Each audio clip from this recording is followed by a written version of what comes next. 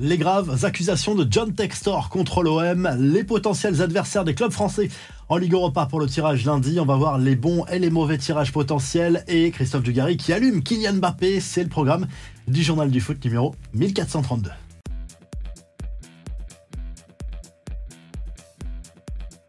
John Textor balance. Le président de l'Olympique lyonnais lors de l'entretien accordé au journal Le Monde explique avoir été pris pour cible par des supporters marseillais le 29 octobre dernier lors de cette fameuse soirée marquée par des incidents aux abords du stade Vélodrome avant le match finalement reporté entre l'Olympique de Marseille et l'Olympique lyonnais. Tout se serait passé au départ du propriétaire de l'Olympique lyonnais du stade Vélodrome. Son van a visiblement été pris à partie par des supporters qui auraient secoué le véhicule, tapé sur les vitres violemment. Sa femme a même dû s'allonger au sol et elle a visiblement eu très peur pour sa vie selon le témoignage de John Textor.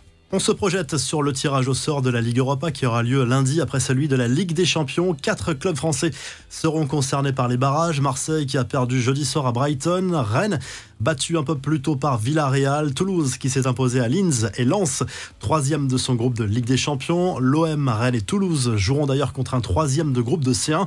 On peut penser que l'AC Milan représenterait le pire tirage. Il y a aussi Galatasaray et le Benfica Lisbonne, deux équipes très expérimentées. Il vaut mieux tomber peut-être sur Braga, les Young Boys de Berne ou encore le Shakhtar Donetsk.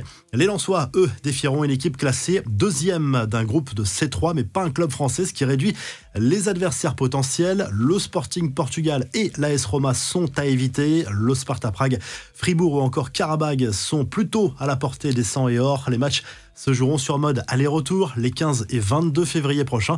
Lille qui s'est qualifié directement de son côté pour les huitièmes de finale de la Ligue Europa Conférence. Ils ne seront pas concernés, les Lillois, par ce tirage lundi. Les Dogs ont battu Klaksvik 3-0 jeudi soir avec ses rarissimes 3 pénaltys marqués. Les infos en bref, Christophe Dugarry allume Kylian Mbappé. Le consultant de RMC ne s'est pas montré très tendre à propos de l'attitude du buteur parisien contre Dortmund. Il se savait attendu, il devait être un leader de cette équipe. Il ne se sent pas concerné par aucune tâche défensive. J'ai vu un Kylian Mbappé passif. J'ai le souvenir de Zizou. Quand tu le voyais faire autant d'efforts, tu étais obligé de te bouger. Zizou était un collectif, lui est un individualiste, a lâché l'ancien international français sur RMC Sport. Le procès de Christophe Galtier a commencé ce vendredi matin à Nice. L'ancien coach des Aiglons est accusé de harcèlement moral et de discrimination envers les joueurs musulmans de son équipe de l'époque. C'était lors de la saison 2021-2022. L'ancien coach du PSG a toujours nié les faits. Il risque 3 ans de prison et 45 000 € d'amende. Les suites de l'affaire scandaleuse d'agression d'un arbitre en Turquie. Le président du club d'Ankara-Gucci a été suspendu à vie pour avoir frappé au visage Halil Umut Meler à l'issue d'un match du championnat de son équipe. Le club, lui, a écopé de 5 matchs à huis clos à domicile. La folie autour de Lionel Messi rapporte des millions d'euros. Un lot unique de maillots de la star porté lors de plusieurs matchs de la Coupe du Monde 2022 a été vendu aux enchères et l'acheteur a dépensé un peu plus de 7 millions d'euros pour s'offrir ce cadeau.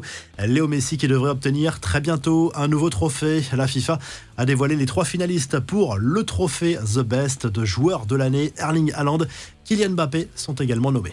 La revue de presse, le journal AS consacre sa une au futur de Kylian Mbappé. Ce vendredi, le quotidien espagnol qui explique que le Real Madrid ne fait plus forcément du recrutement de l'attaquant parisien une obsession. L'option Haaland, l'explosion de Bellingham, Rodrigo ou encore Vinicius enlève un petit peu de pression au club merengue sur le plan offensif. Du côté de l'Espagne toujours, mais côté catalan, le Mundo Deportivo se penche sur le futur de Xavi, fragilisé après 2 défaites consécutives pour le Barça en Liga contre Gérone, puis cette semaine en Ligue des Champions contre le Royal Antwerp. Le club laograna qui joue gros ce week-end, comme son coach d'ailleurs sur la pelouse de Valence. Et du côté de l'Italie, le Corriere dello Sport revient sur les matchs européens de jeudi en Europa League notamment. La Roma passera par les barrages de l'Europa League alors que l'Atalanta a validé directement son billet pour les 8e de finale. Et le quotidien italien qui se penche également sur le match de la Juve